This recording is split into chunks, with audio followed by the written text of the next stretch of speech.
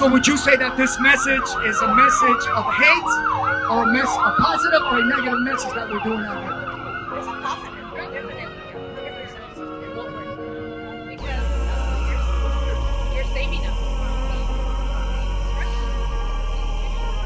All praises to the Most High. All praises. Prophecies, when you read Genesis 49, when you read Deuteronomy 33, when you read Deuteronomy 28, it gives us description and prophecies of every single tribe. El séptimo día lo tenemos que separar. ¿Qué es el séptimo día de la semana? El domingo. ¿Ustedes qué piensan?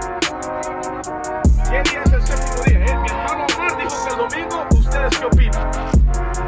The first word of a ship trading imagined slaves ever to be found has been identified in Mexican where? waters. Mexican waters.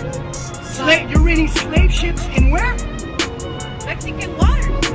Through their word, that they all may be one. What? That they what? That they all may be one, as thou, Father, are in me, and I in thee.